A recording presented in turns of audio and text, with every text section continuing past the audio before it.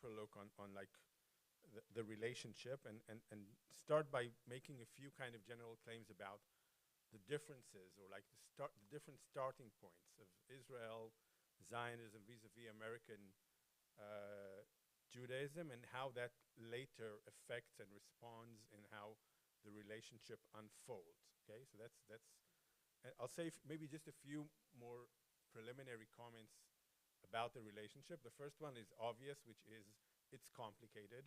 Don't know if you know that there used to be a status in Facebook that you could define your relationship as it's complicated. It was very popular with a certain generation, but so it's complicated. There's something in scholarship which is called the myth of past piety. The myth of past piety is the idea that once everybody was pure, simple believers and lived happily ever after, kind of looking back into history. It's not necessarily the way it is. And so there's also a myth of the past wonderful relations of American Jews and Israel and how things went bad at a certain point. And part of what I, to some extent, want to demonstrate is that there's an ongoing history of complicated relations. It didn't start today. That might be a comfort on the one hand. It might be concerning, but we'll see as we progress, okay? So one initial claim is essentially that Zionism, and this is to some extent directly related to Reform Judaism, but you can say to liberal American Judaism in general, are two distinctly different responses to modernity, okay? Essentially, there's pre-modern Jewish existence with the more secluded life of the Kehillah, the communal kind of the certain form of myth of past piety that did exist, communal institutions holding everything together. And essentially, when modernity comes in, there's a few main responses to modernity that emerge in Jewish society. One of them is ultra-Orthodoxy, for the sake of discussion. Ultra-Orthodoxy as a form of a more defensive form of maintaining Jewish identity is, to some extent, also a response to the threat that modernity posed to earlier forms of existence. Another form is Reform Judaism and essentially liberal Judaism. In the UK, in the US, in Germany, the idea that we need to formulate a Jewish identity that enables our existence within the liberal societies that are willing to accept us. This is in many ways the strategy of American Judaism in general. There's a rabbi, I forgot his name for a second, an anti-Zionist rabbi of the 1940s who says this very specifically. You know, we are gambling on the horse of liberalism, and Zionism is gambling on the horse of nationalism. Okay, it's an altogether different response, and that's always been a tension behind the relations between the two communities. This is translated. Zionism essentially says or gambles on the horse that says liberal integration into liberal society will not succeed. Okay, this is kind of the Herzl kind of initial kind of thinking of Zionism that says it's impossible. We need to realize sovereignty and sovereignty and statehood in and of itself, and that's the way to be accepted in the world. Okay, so that's a tension that exists between American Jews and Zionism, Israel, from the beginning. Those are two, in that sense, different responses, and they have certain innate tensions. One innate tension is that American Judaism tends to be universalist. Okay, it emphasizes within Jewish identity those aspects that are accommodating to other members of the society, that encourage warm relations within the community that's hosting us, that emphasize the universal nature of Jewish tradition, for instance, by emphasizing the prophets. Okay, so that on the religious side, the prophets are like the symbol of universalism to that end. So that's a tension vis-a-vis a more particularistic understanding of Zionism, which is more about a stronger sense of peoplehood, maybe too strong, we might say, from our critical point of view, but that's one tension I want to point to. The other one is around liberalism, and I think this also goes into understanding what's happening in Israel today, because part of understanding what's happening in Israel today is a tension around liberalism, critique of liberalism in certain parts of Israeli society, a disappointment by American Jews that Israel is not living up to the liberal expectations. I can show you in a minute the 50s origins, for instance, of those expectations, and that's part of the tension around that. And the third tension, which is essentially the communal versus the sovereign kind of tension. So essentially, American Judaism evolves around the community, communal institutions, the meaning of being a community, vis-a-vis sovereignty as a form of identity and political organization that's on the Israeli side. So that's just like laying the ground for some basic. Any questions so far? Does this make sense to you? Too critical of this side or the other, or all good? Okay. I teach a course on dual narrative and the conflict, so it's all about wherever place you'll go, I'll take the other side of the discussion. So that's my deal, okay? Okay. Another way of understanding this is as two redemptions, okay? This is another kind of terminology I like using. These are two different visions of what Jewish redemption means. We are familiar in many ways with a Zionist idea of redemption. We see it in the poster. This is a poster that talks about התנדבות העם לגאולת הארץ. It's a JNF poster that says, volunteer to redeem the land. Okay, this idea of redemption that's tied into the redemption of the land, the establishment of the state. So we can see that on that side. Is anybody familiar with the picture on the other side?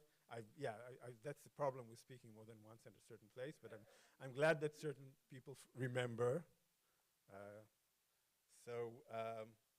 What do we see in that other picture? For those of you that don't know, this is a vitrage from San Francisco, from a San Francisco synagogue that was destroyed. I think it's called She'erit Israel. It was destroyed in the earthquake in 1906. So you can see Moses, right, the center of the picture, holding the tablets. What do you see around him? Those flags, essentially American flags of various forms, okay? Where is he coming down from? Any idea? Anybody traveled to California? That's El Capitan in Yosemite, okay? So if you just look above his head. Okay, so this is essentially in San Francisco, turn of the century, the heydays of what's called classical reform, pre-Zionist orientation of the reform movement. This is a demonstration of the idea that this is the promised land. Okay, there's a rabbi called Wursanger that says this is the place where God spilled upon the remaining of the שארית השפע של ששת ימי הבריאה, the remaining of the providence of the 6 days of creation. He had spilled it on this land of California. I want the sages of the Talmud to come study with me, okay?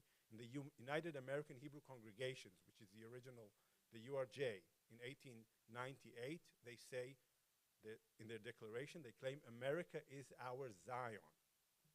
Here we created, etc., etc., etc., okay?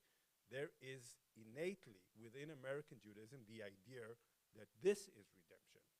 Our lives here, our existence here in the US, this is what we had dreamt of. This is the fullest possible realization of Jewish. We're accepted, we're accommodated, and Kaufman Kohler says we should celebrate the 4th of July like we celebrate the 6th of Sivan, which is Shavuot, which is the day of the receiving of the Torah. So that's essentially a long line of thinking, especially in that period of redemption, perception of redemption of American Jewry.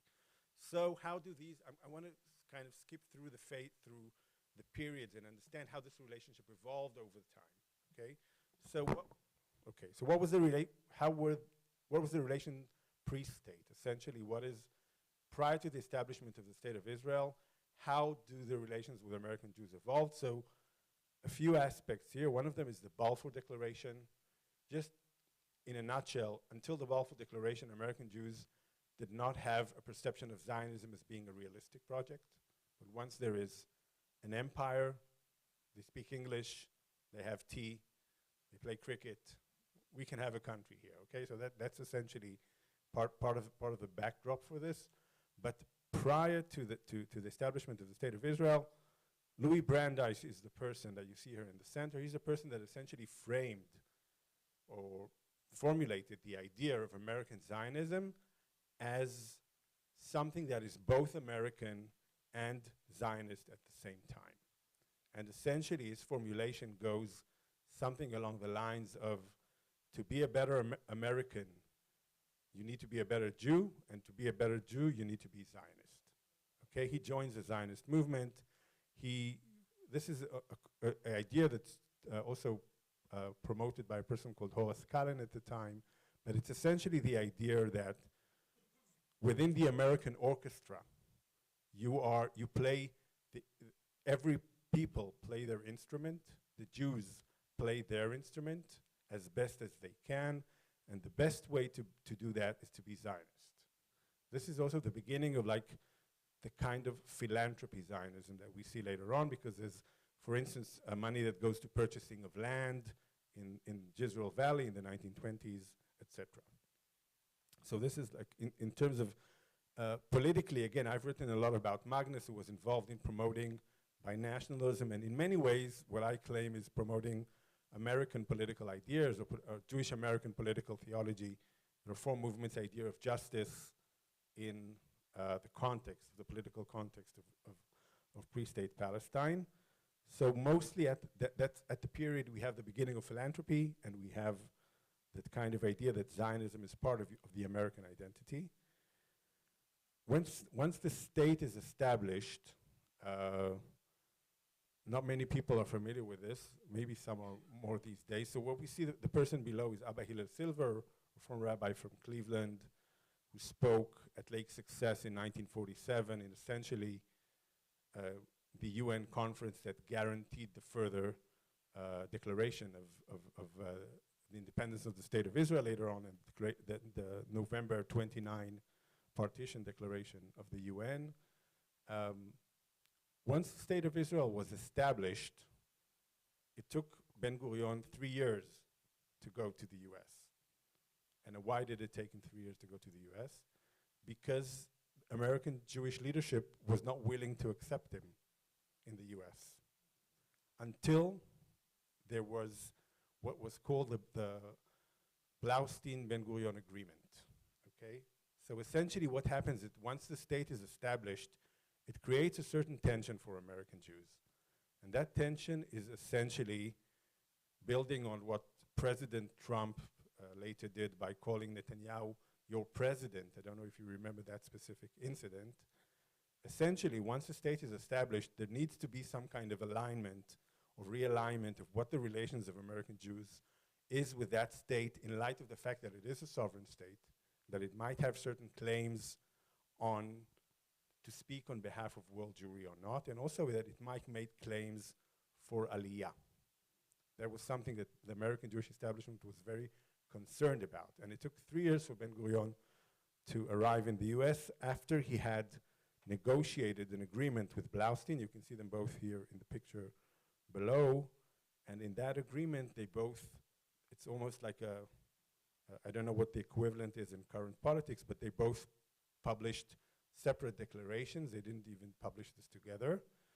But essentially, Ben-Gurion's declaration reads as follows, okay? So it is most unfortunate that since our state came into being, some confusion and misunderstanding should have arisen as regards the relationship between Israel and the Jewish communities abroad, in particular that of the United States. These misunderstandings are likely to alienate sympathies and create disharmony where friendship and close understanding are of vital necessity. To my mind, the position is perfectly clear. The Jews of the United States as a community and individuals have only one political attachment, and that is to the United States of America. They owe no political alliance to Israel.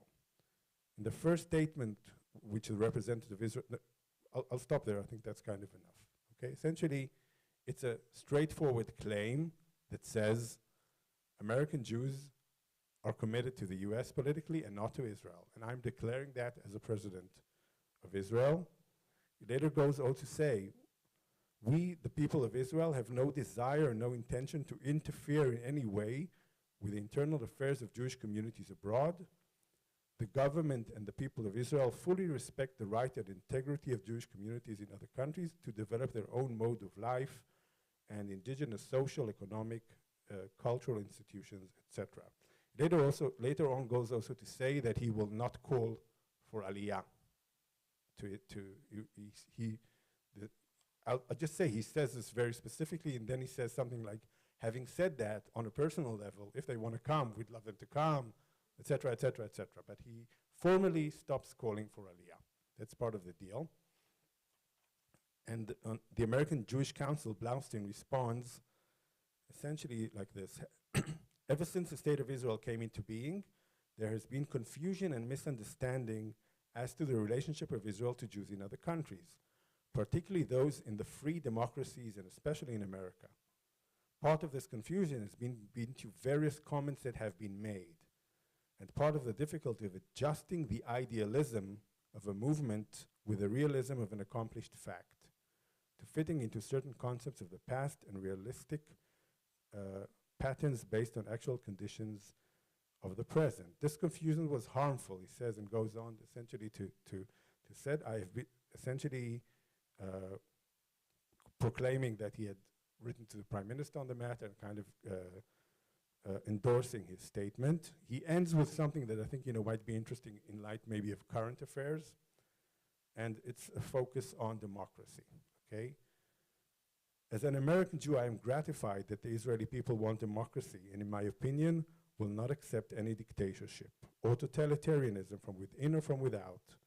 I believe our country will continue to encourage this newest democracy, and I am confident that the vast majority of American Jews continue to recognize the necessity and desirability of helping to make Israel a strong, viable, self-supporting state, and will do it full part towards that objective, this for the sake of Israel itself and the good of the world. So there's a lot of emphasis on behalf of Blaustein on democracy and on democratic nature. It's part of the establishment of the relation is emphasizing that specific aspect. So any questions about that specifically? So this period in general is called the period of mass mobilization. This is a term which is by Ted Sassoon, essentially saying that from the 50s until the 80s, there's a bit of a change in the 60s. I'll say something about that in a minute. Essentially from the 50s to the 80s, American Jews are mobilized for the State of Israel. It's a centralized form of mobilization. You have the United Jewish Appeal, you have the federations, but it's a very organized kind of relationship. It's one-sided. This one side is coming to request support, and the other side is providing that support. That's how the relationship is based. And in the 67, just to put a bit of this inside, in 1967, post-1967, there's a lot of enthusiasm in American Jewish life about Israel following the Six-Day War, and this leads, for instance, also to the establishment of Kibbutz Yael eventually in 1977 in the Arava as kind of a reform movement kind of platform that emerged in that region. But there's also a 1967 kind of, on the one hand, support of Israel that emerges, and also the first signs of what later I will call distancing, which is the establishment of Brera. Brera is a political organization that opposes the occupation in 1960, in the late 1960s, early 1970s, okay, and is later dismantled, the forefather of the political kind of movements that came later on. So essentially, does anybody remember the Barbra Streisand 1976 Golda Meir? I actually found a record of this recently. So in 1976, there was an event for Golda Meir, and Barbara Seiton sang in her honor. You can find this online. Generally, in the 1980s until the early 2000s, we're talking about the evolvement of the partnership model. This was pushed forward mostly by the Jewish Agency. Essentially, the idea that you want more localized relationship, peer-to-peer relationship, more kind of specified and specific kind of forms of relationship, community to community. That was kind of saying, you know, we want to build a relationship that's not as centralized as the earlier one was, and it's more kind of open to mutual influence. And another thing that happened is that philanthropy became privatized. There's much more funds going through smaller organizations, friends of kind of types, and also more politicized. Okay, so essentially you have on both sides of the spectrum, actually, in the U.S., more kind of political forms of giving that are directed to certain causes, directed to more liberal causes, but maybe in Israel by certain groups, and to other causes maybe by other groups. So this is essentially a twist or that happens in the dynamic of the relations. There's always a bigger political story that's happening in the background that I'm sure you are also familiar with. And this leads us essentially to the term of distancing. That is kind of maybe the leading term in discussing the relationship at the moment. Okay, so some critique this term, say that it's not necessarily happening, but let's dive into that a bit, and that will take us to contemporary aspects as well. So essentially, the distancing theory, this book, there's a book here which is called We Stand Divided by Daniel Gordis from about 2-3 years ago. That is an outline of this situation. I brought on the other hand, actually this is from Chicago, kind of a demonstration in favor of Israel. This is to say that especially in the last decade or two, for kind of deeper reasons that I'll go into, and then I think we can discuss and see what we think about. Especially with younger generations, there is a distance created between Israel and American Jews. I think that distancing is the result of certain developments both in Israel and in the US and in the American Jewish community, and that distancing is maybe at a very precautious kind of moment, I think, as we speak, and that's something, and I'll get to that as we talk about current affairs. But essentially the idea is that from a certain point of time, Israel and American Jewry started moving in different directions. American Jewry's commitment to liberalism and to that form of politics, to the Democratic Party very specifically, to the kind of rationale and worldview demonstrated by certain Jewish American values that are put to the fore, has come to be in stronger tension with developments in Israel. And those developments in Israel is something I would later, like in a minute, like to kind of formulate as Israel becoming a post-liberal, post-secular society. I think that's in two kind of professional short catchwords, what I think has happened to the Israeli society, and why I think that's very difficult for American Jews to accommodate or to relate to. And then from there, I want to move on to two different strategies of relating to that. So first of all, what do you feel about this distancing thing? Is it just, I'll try to stop the echo of the mic for a minute. Yeah.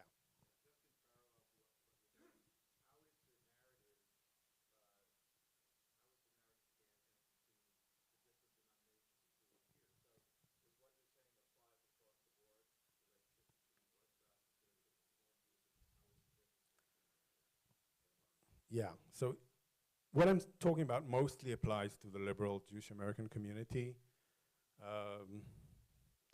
Modern Orthodox numerically is a pretty small in terms of Jewish American constitution or politics.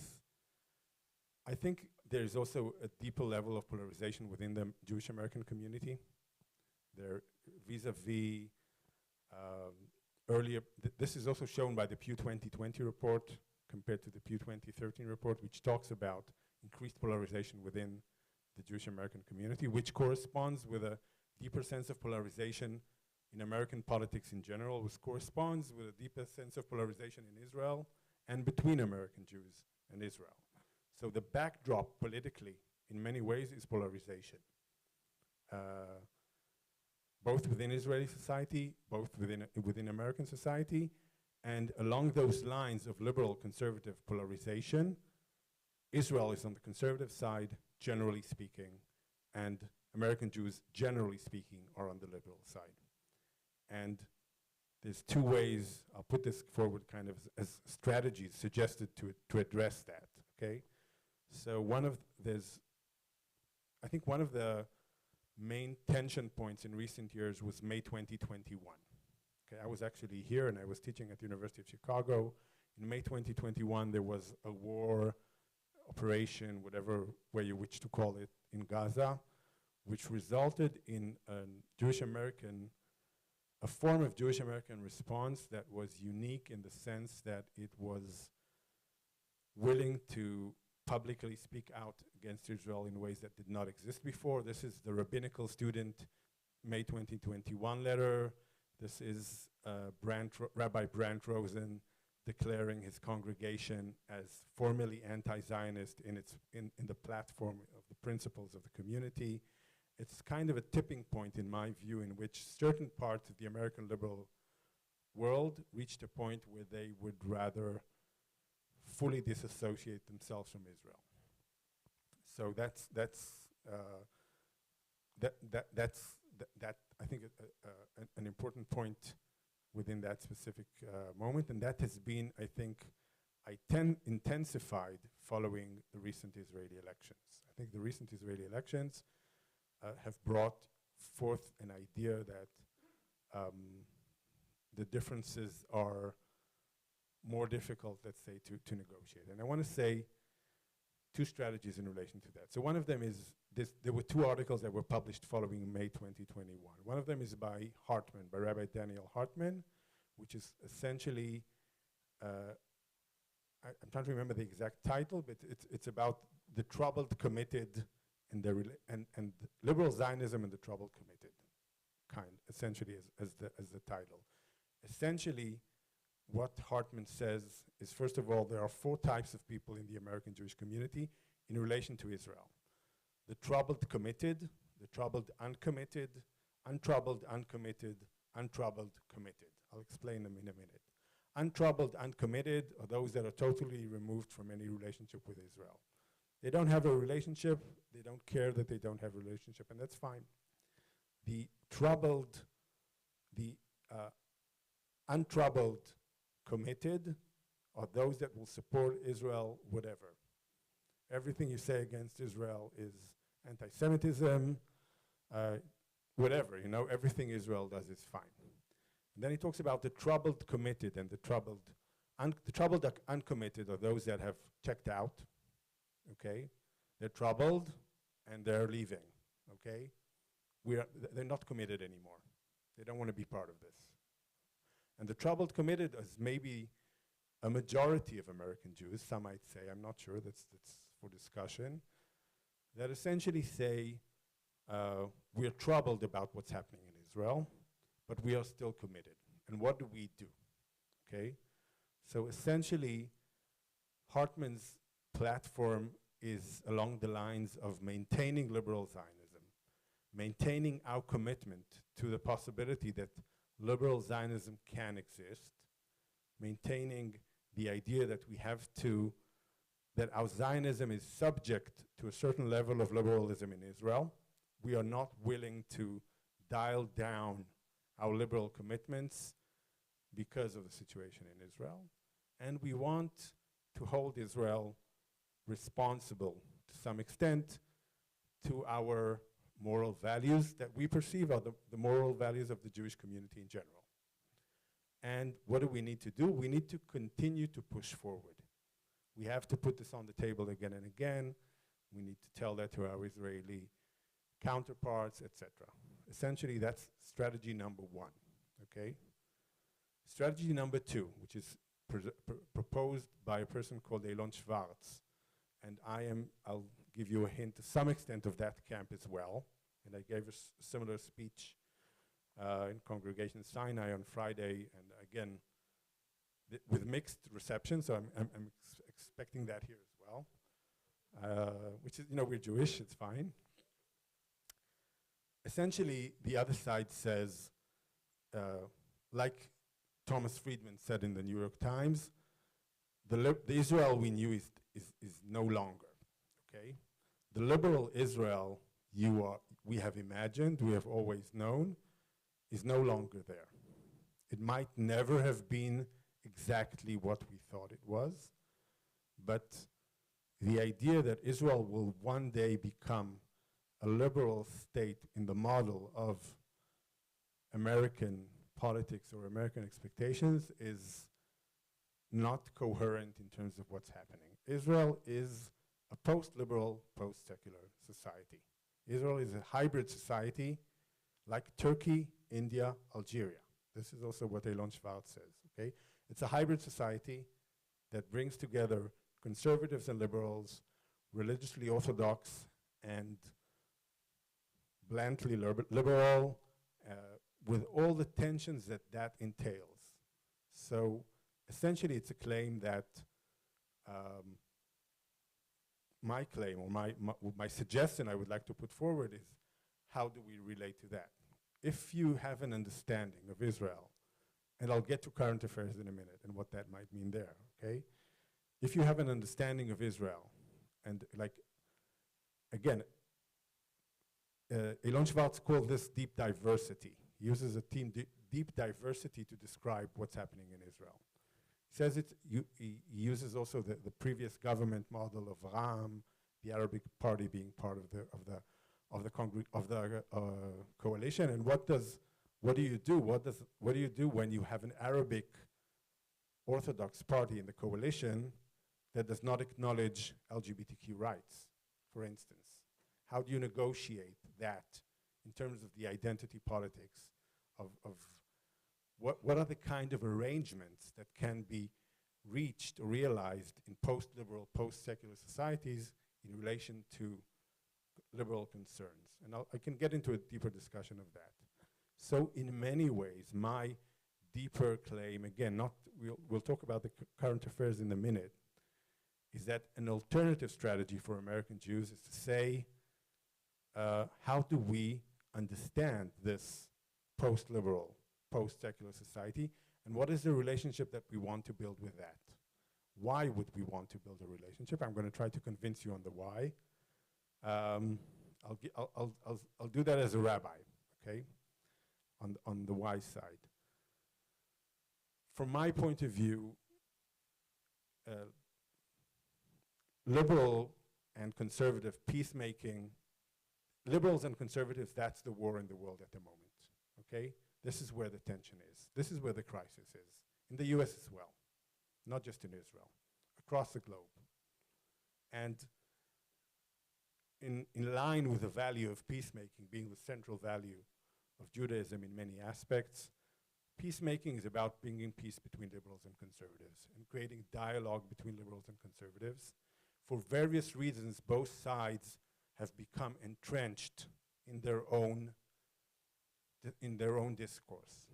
Jonathan Haidt blames social media, blames the kind of discourse that everybody lives with his own echo chambers.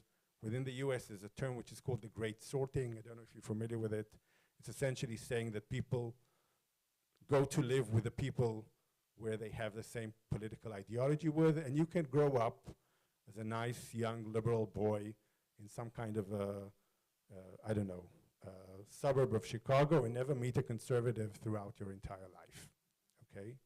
This is not the situation in Israel for various reasons. Things are much more tied in and tense and kind of physically kind of intertwined.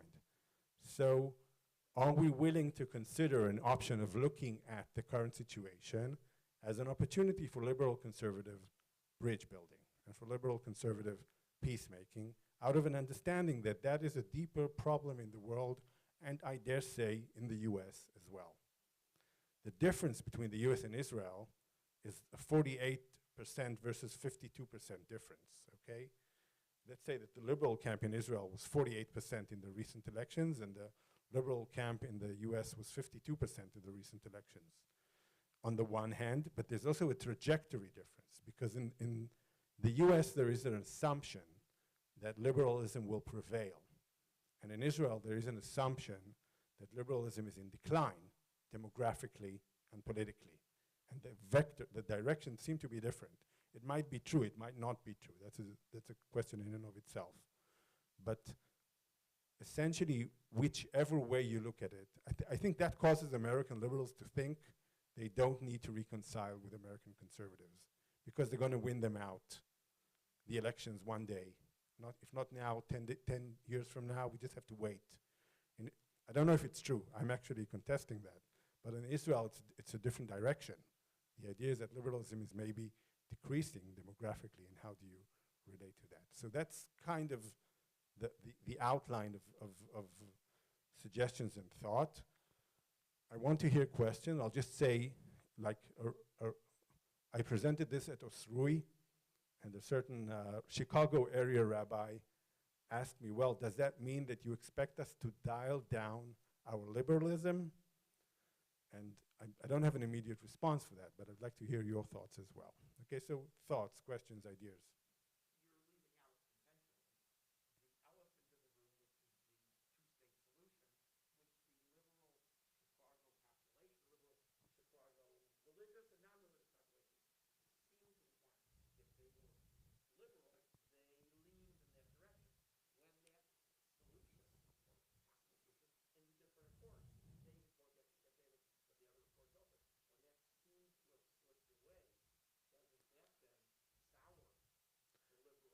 Yeah, I agree with you.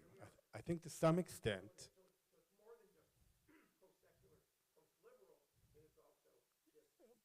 post-two-state. I think it's fair enough. You know, it's fair enough to say that liberal Zionism also depended on, or depends on, like, the moral horizon of a two-state solution, right? Because the idea of maintaining liberal Zionism is to some extent also the idea of maintaining this two-state solution. What is the political solution for a post-secular, post-liberal society? That's a different conversation. Okay, maybe there is, maybe there isn't. But I agree that it is in, what you said is in line with kind of, that's part of the initial discussion of, is liberal Zionism dead? And that usually is around, if the two-state solution is dead, liberal Zionism died with it, okay? Yeah.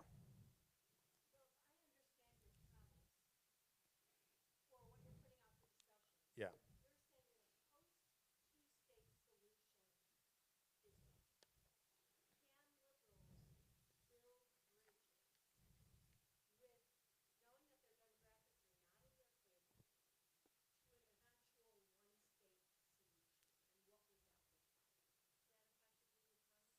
Yeah, that's a good, I'll say something about the one-state/binational solution in relation to that.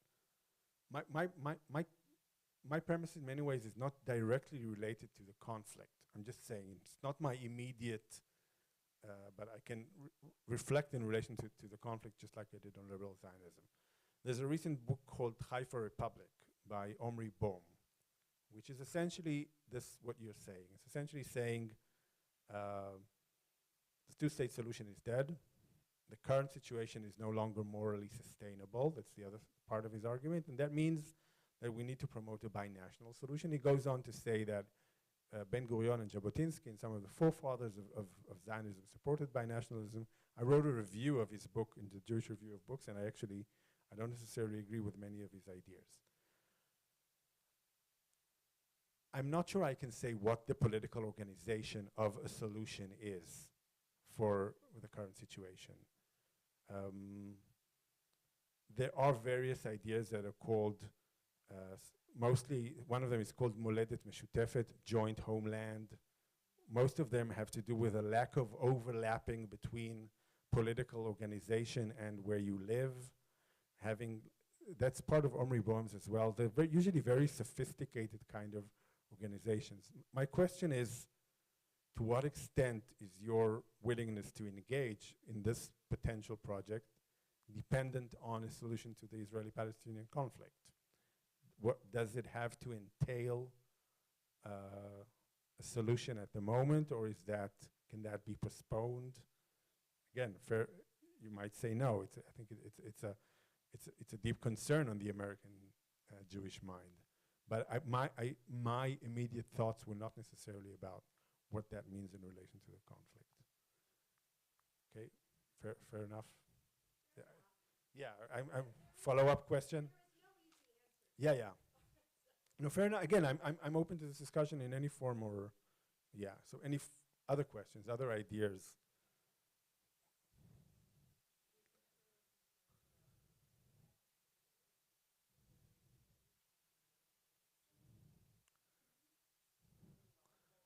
I can repeat the question. The question was, is Israel concerned about the lack of support by American Jews? I think the current government, maybe not that much. That would be fair to say.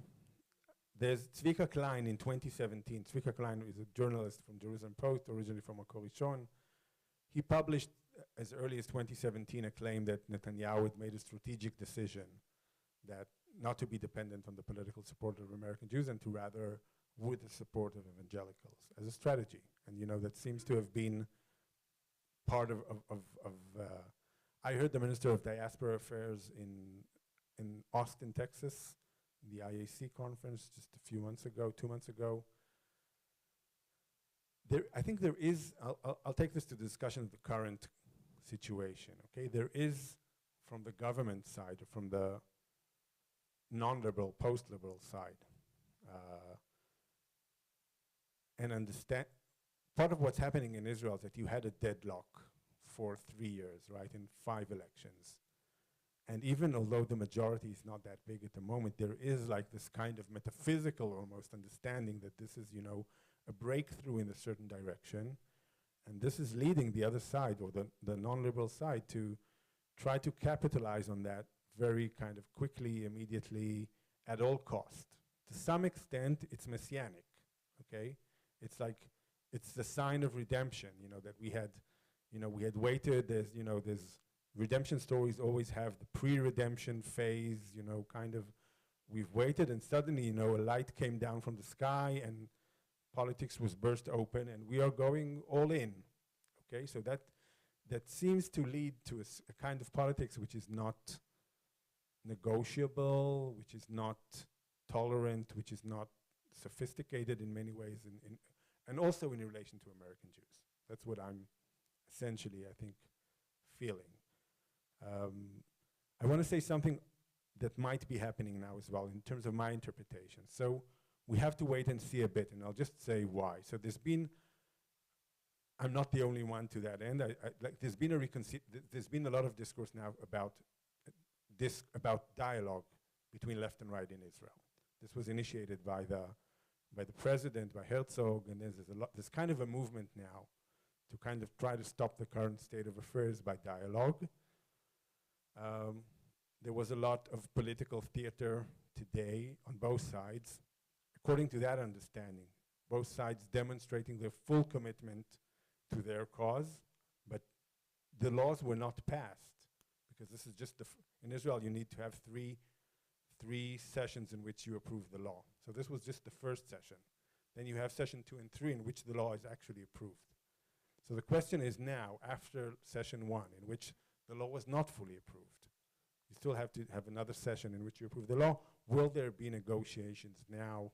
And will there now be a kind of willingness to return to a kind of dialogue on these issues? If not, then we are in for a ride.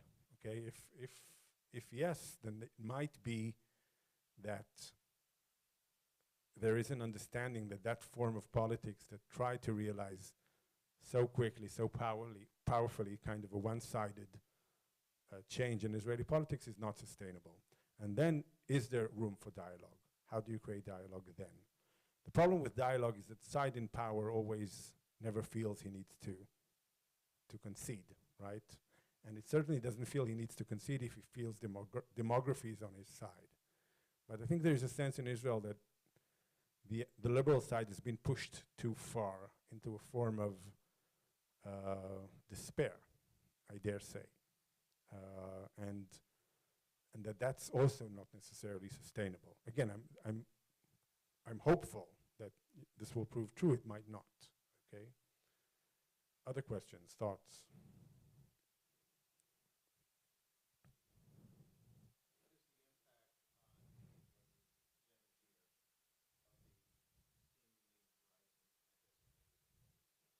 In the U.S. The Minister of Diaspora Affairs just changed the name of the Office of Diaspora Affairs in Israel to be the Office for Diaspora Affairs and the Struggle Against Anti-Semitism. Okay, so on the one hand, this might be perceived as an acknowledgement of a certain situation in the US. On the other hand, it plays into a certain form of Jewish, of understanding of diaspora life in Israel, which is, that's what it's about, anti-Semitism until you come over. And it's easier, in many ways, maybe for him to hold that position under that kind of title. I think there is, in American Jewish circles, a concern about the extent to which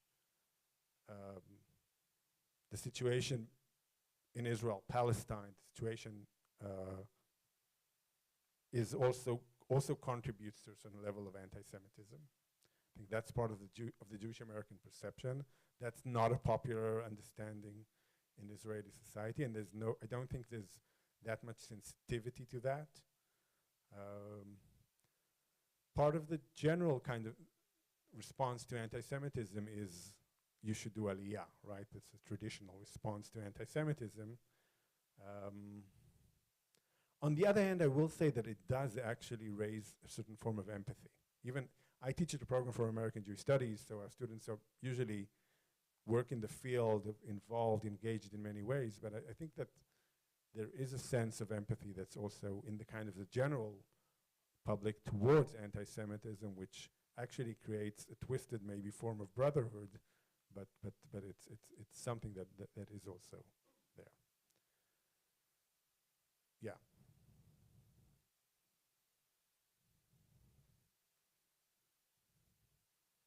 Okay, so what are you voting?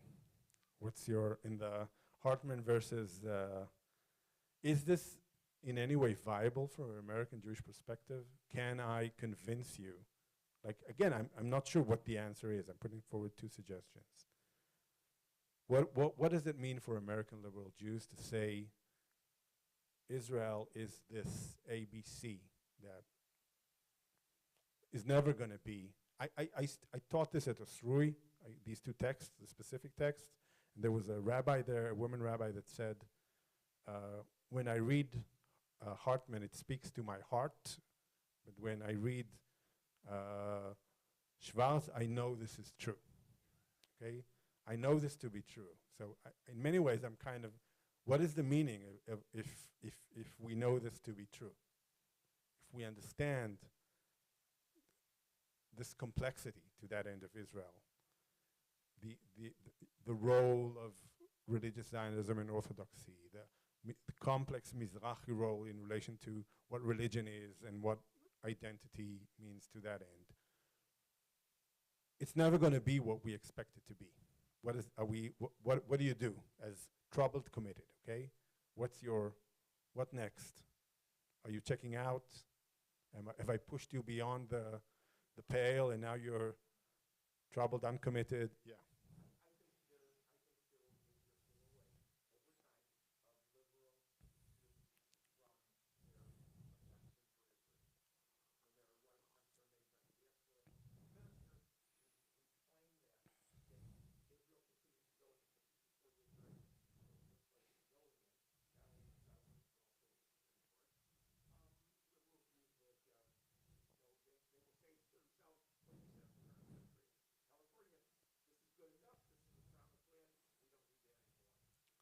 Okay, to that end, Hartman is right in trying to maintain a strategy that says we need to continue to believe that, liberalism is possible in the way that we perceive it to be possible. Okay, fair enough. I want to.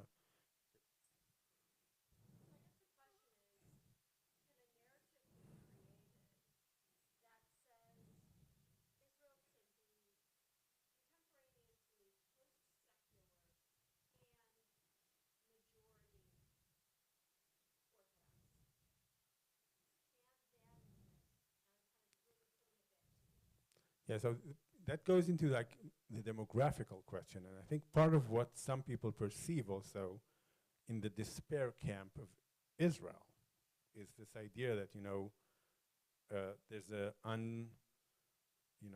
there's a process in motion that cannot be returned, which essentially what I'm kind of essentially leads to what you described, a majority religious society, and what will we be doing with that? Okay. I think there's more complexity in the hybrid identity, especially around traditionalism and around, I think American Jews have been throughout, let's say, especially 77 and onwards, and I think I lament this to some extent. I think I'm trying to think how bluntly to say this. I think American liberal Jews have been wooed by the liberal camp in Israel to understand, to be their partners at the expense of other communities in Israel. It has always been more comfortable for American Jews to engage mostly with the most liberal camp in Israel because they share the same values.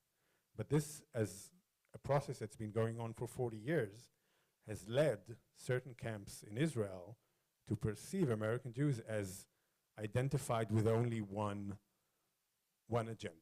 And I think there's been a lack of Jewish American discourse with a variety of moderate voices in religious Zionism, in the Mizrahi camp, that are interested in engagement, but have kind of, I'll say even I was on TV with a certain director of an Israeli organization, and I talked, and she said, well, do you expect American Jews to financially support non-liberal causes in Israel? So there's also a financial aspect of this through historically. We know that. And I think, to that extent, American Jews have,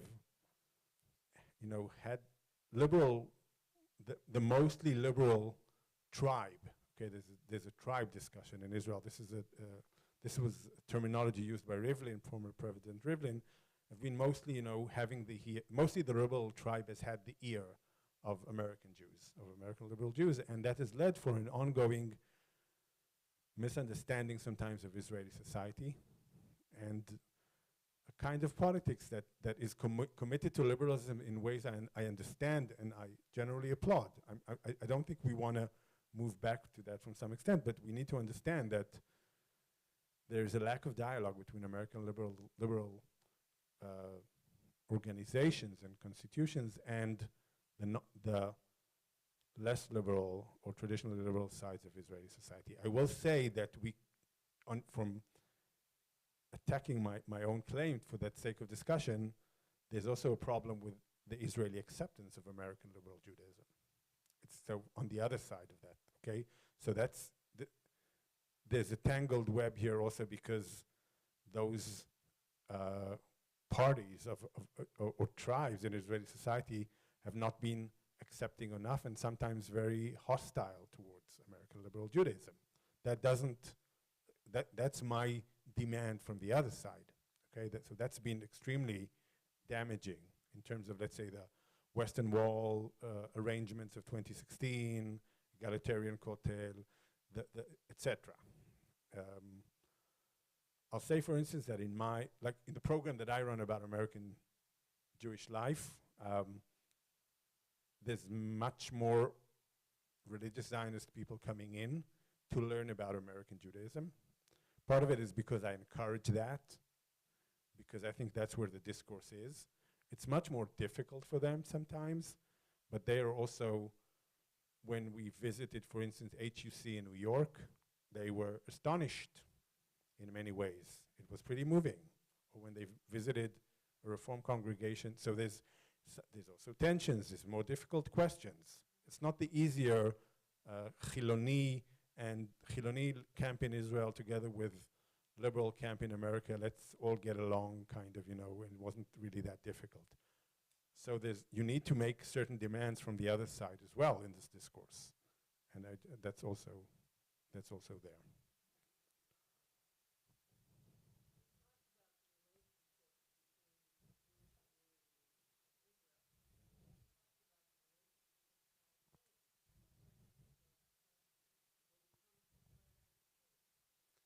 Yeah.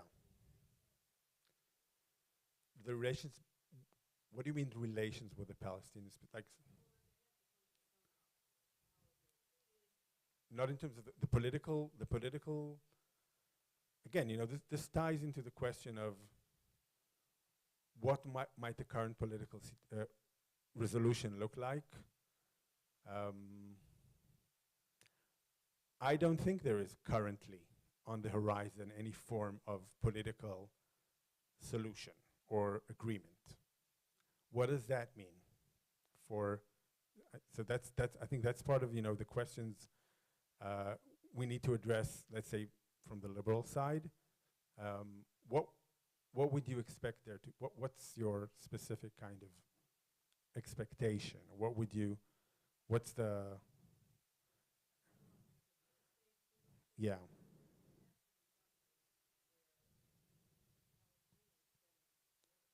Yeah.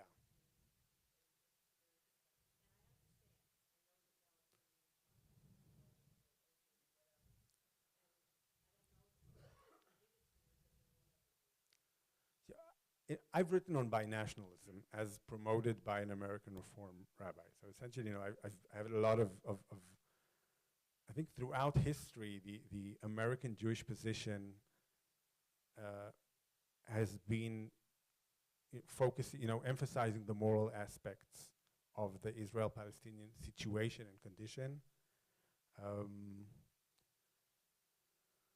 I don't know. I don't see anything on the horizon that's, I will say, I just read this as a recent article by a person called Nissi Mizrahi, essentially kind of reviving the idea of a Sephardi kind of Mizrahi,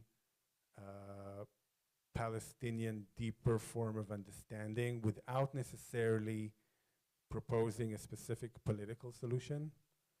I think to some extent my most maybe challenging question for you to that end would be along the lines of what we said about liberal Zionism. What if there is no solution? In the fourth, what does that mean? I just want to say that that's part of a certain realization that certain Israelis, former staunch liberals like myself, maybe had reached on account of various things that happened in the recent 15 to 20 years, or whatever way you might want to understand it. What does that mean from a troubled, committed American perspective if there is no solution? What do you do? This is in terms of the bleak truth, kind of, what does that mean? I'm honest, I don't have an immediate, kind of, I'd love to hear responses, but what would be the ramifications of the continuity of the conflict? Any thoughts?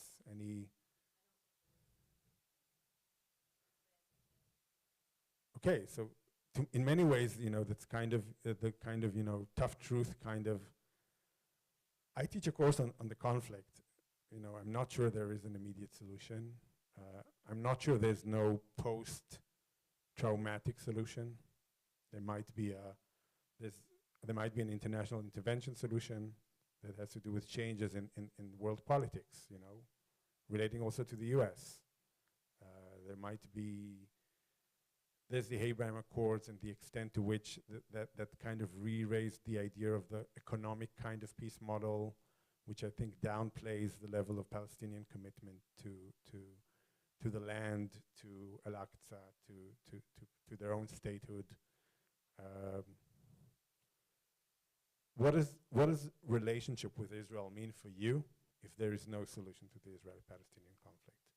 Does that mean you that it's not specifically, you know, it's a wider kind of question.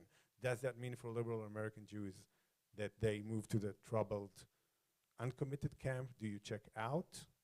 Which I think many young American Jews, that might be what they think. Also because the price they are paying within American society, especially in campuses, especially, is very, very high for their affiliation. They'd rather check out, and it's a fair strategy. What should I be saying in the next congregation I speak with in order to sell this idea regarding the conflict? What do you do if there's no solution? If that's also your honest opinion. What does that mean? Yeah.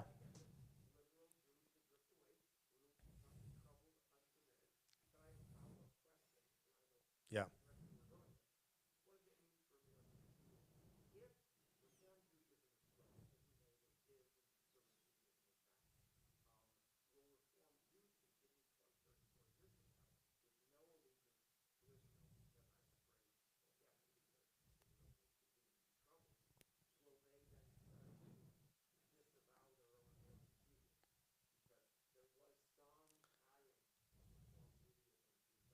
Yeah.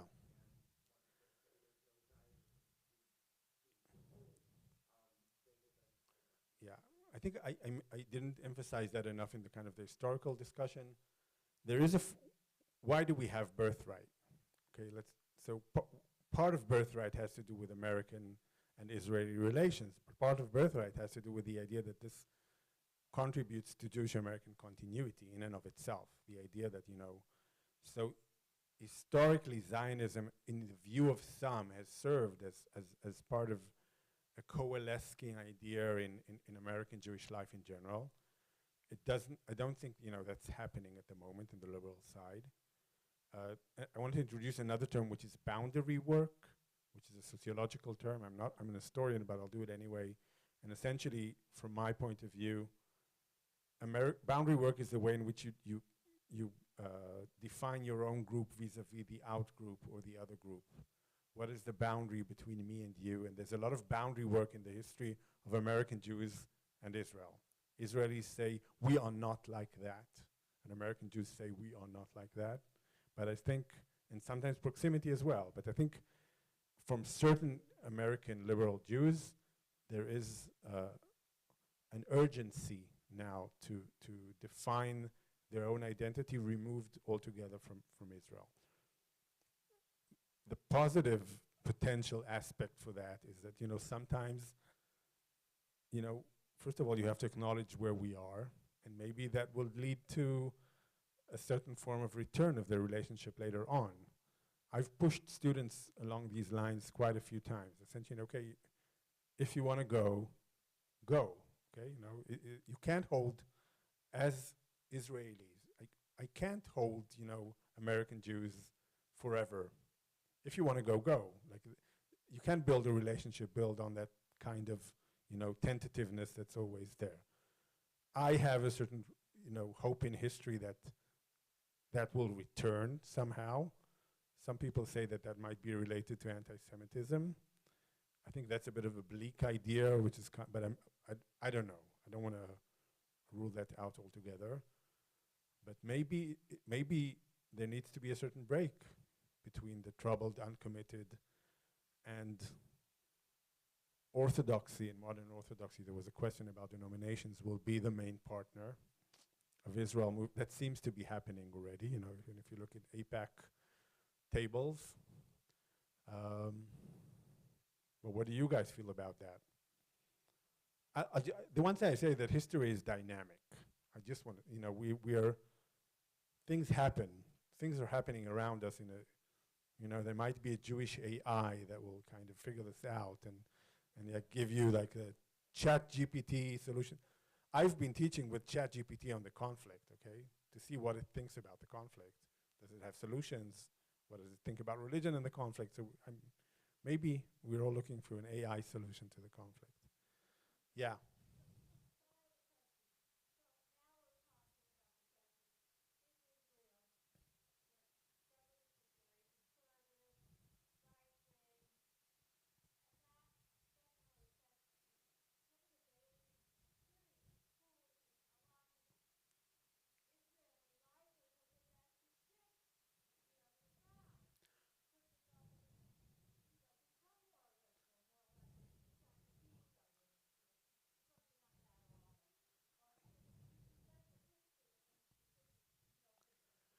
I don't think that demographically that it will be the kind of liberal Rabin government.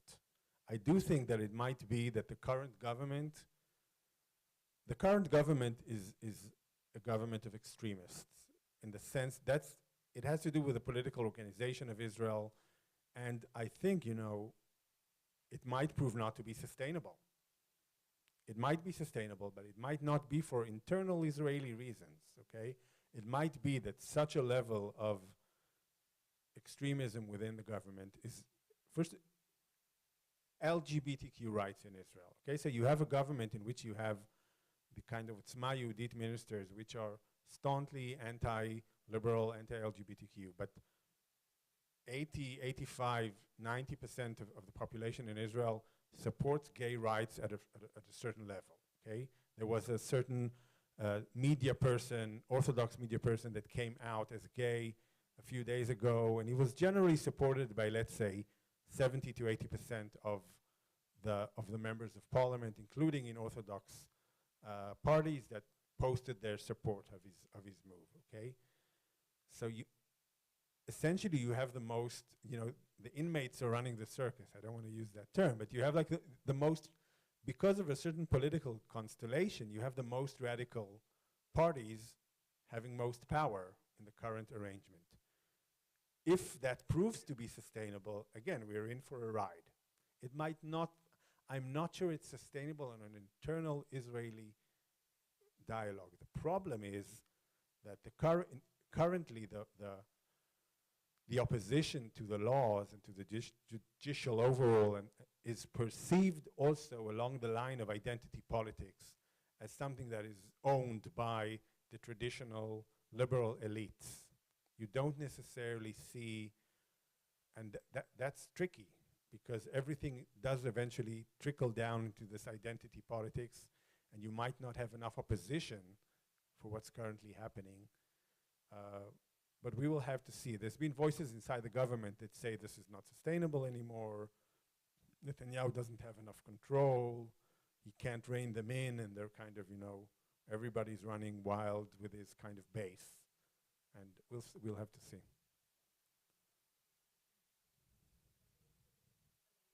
So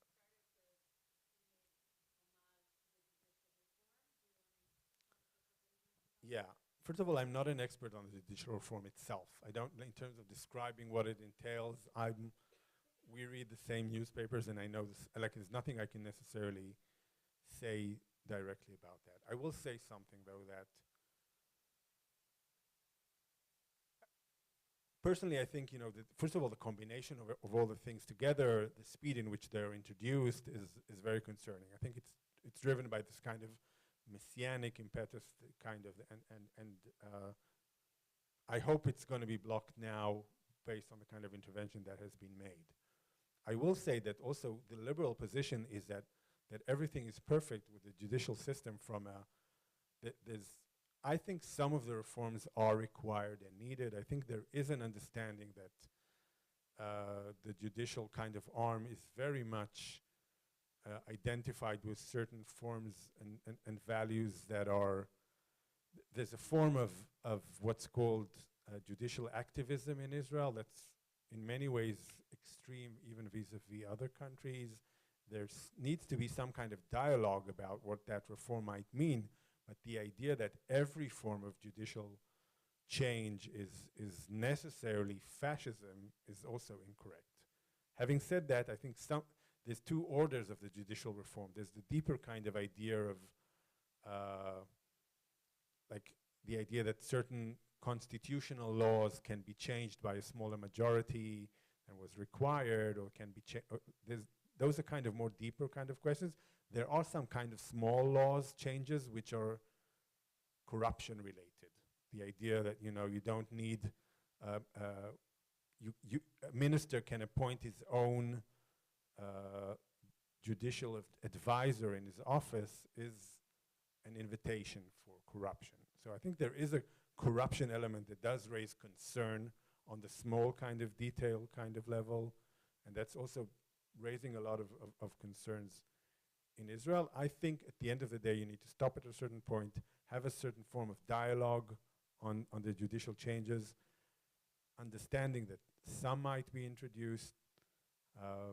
I presented it to my students today, and like the question of who appoints Supreme Court judges is actually, the American situation is not necessarily better than the existing, it's complicated. It's actually a complicated question of who appoints Supreme Court judges. On a deeper level, it's a hole in legal theory. It's something that lurks behind the issue of legitimacy of the legal system. All in all, is the question who appoints the gatekeepers that are the judges, and I'm not sure what the right solution is. The American system is not necessarily an example that needs to be followed.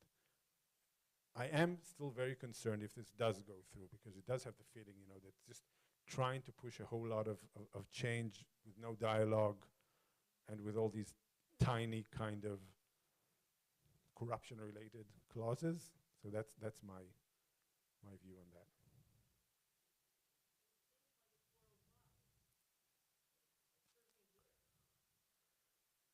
So that leads me essentially to the deeper question of why is that? So what is happening? What is happening on, this is the polarization essentially on a global scale. And how do you respond to polarization? And one way is to double down on your commitments to your side, which is, again, is a fair enough strategy. I don't want to, you might want to say, we need to protect liberalism and democracy. And it's a fair argument. But I'm in the camp that essentially there's a person called Bambi Sheleg in Israel. She initiated this model, which is called the pizza model. Okay, essentially saying,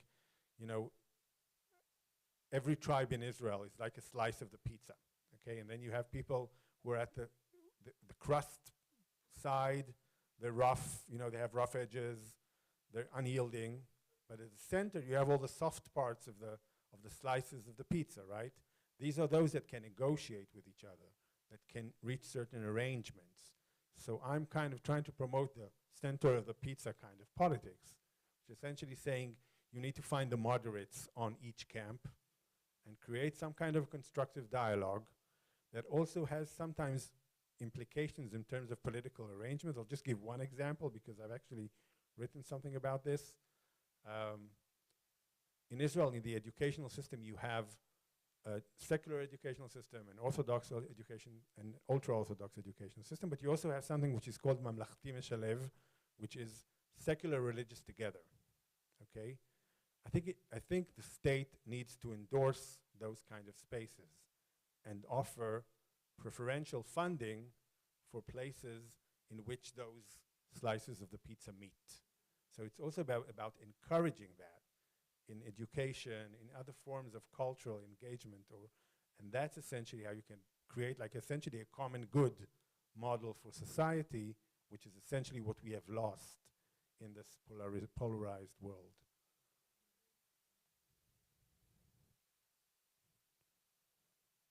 Okay, thank you very much.